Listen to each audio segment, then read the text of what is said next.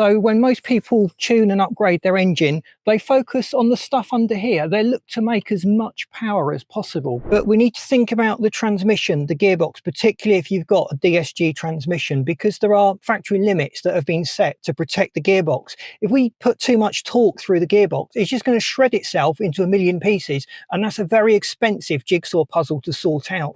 So we need to work out what the factory set limits are, because they could be tweaked and adjusted, and there's also theoretical maximums for each gearbox type. You'll realize at the end of this video that Volkswagen Group have used many different versions of the DSG transmission. The sporty models tend to get upgraded higher powered variants, and the lower powered variants got softer or more fragile gearboxes. It is possible though to swap out the transmission, and it's also possible to swap out the internals. Clutch packs, for example, can be upgraded on many different gearboxes, and that gives you a much higher headline power figure to go for. At the end of this video, you'll have a good grasp on what's available. If you don't know what specific DSG gearbox you have in your car, drop a comment and we'll do our best to identify it for you.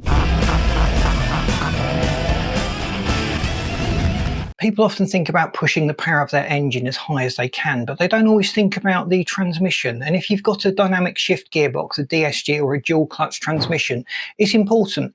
There's two sets of limits to realistically expect on the DSG gearbox. The first is the limit set by the factory. They restrict the amount of torque that can go through the gearbox just to protect the clutch plates and the components inside.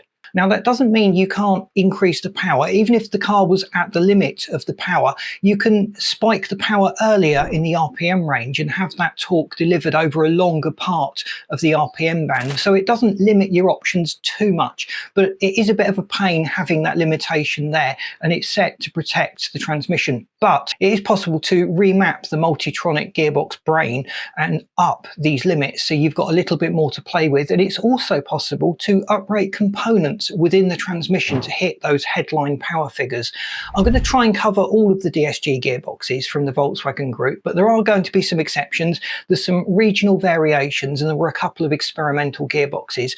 The ones I'm going to cover in detail are the ones that you would typically find in your Volkswagen Golf, your Audi A3, the family cars that we see most of in our forums and through this channel. But I'm going to mention the others as well. We start off with the DQ200, the 7-speed transmission. It's a dry clutch setup. The torque limit from the factory is 250 Newton meters, and that really is a realistic limit. You can't do too much to these gearboxes to raise the power. If you've got a DQ200 or you've got a hybrid version with the DQ200E, you're going to have that limitation in the software. The hybrid variant has an extra clutch pack for the electric motor setup, and it can disengage and re-engage that at will. So it's a little more complex than the conventional DSG. We then come to the DQ250, a 6-speed wet clutch setup. Factory limits on that is about 350 to 400 Newton meters of torque. The diesel variants tend to have slightly higher factory limits because the diesel engines produce a little bit more torque. If you can raise the clutch pressure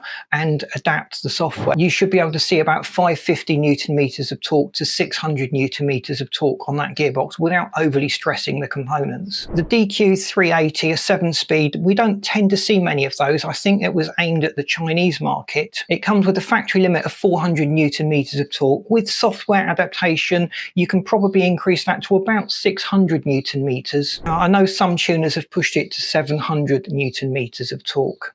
It's very closely related to the DQ500. The DQ381, this is the European version of the DQ380. The stock power limits are around about 420 to 430 Newton meters. It came with a front wheel drive and an all-wheel drive configuration and can be pushed to about 600 to 700 Newton meters, but heat is a problem. You do need to cool the transmission fluid if you're going to take it on track days, because that's going to cause the gearbox to back off on the power and to drop the power limits if it starts to overheat. The DQ400E, another hybrid gearbox, fitted to the e-tron, the GT, the A3 TFSI-E. It's a wet clutch. There are 3 sets of clutch plates, again 1 for the electric motor setup and 2 for the conventional combustion engine. Power limits at the factory is about 400 Newton meters of torque, but this has been pushed successfully to 750 Newton meters, so there's quite a lot of potential on that transmission. The DQ500, now this I think is regarded by most as one of the strongest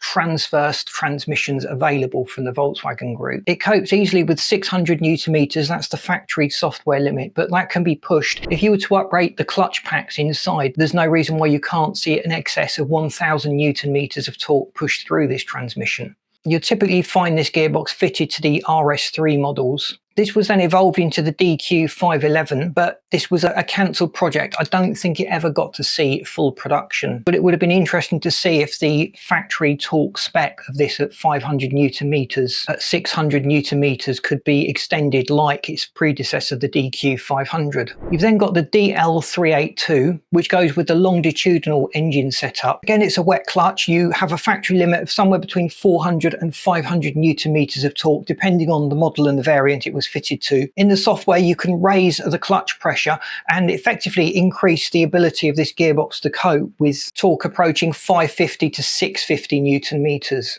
You've then got the DL501 at 550 Newton meters factory limit, and that can be raised to about 750 Newton meters. But I believe that could only be achieved if you uprated the clutch packs as well. Let me know if you've got experience with that particular transmission and what you had to do to get it to be happy with these power figures. Then you've got the DL800. This was the big boy fitted to the Audi R8 and the Lamborghini Huracan. Interestingly, this transmission has identically sized clutch plates, which enable it to handle phenomenal amounts of torque. From the factory, the limit is set at about 620 Newton meters of torque, but upgrading the clutch packs can take you well over 1000 Newton meters of torque. In fact, I'm aware of one project that came to 1220 Newton meters of torque. Bear in mind as well, you've got to think about putting this power down. So raising the engine power is one thing, but making sure that you can utilize that. If you've got a front wheel drive setup, you're going to be limited to about 200 to 250. Realistically, you can go higher,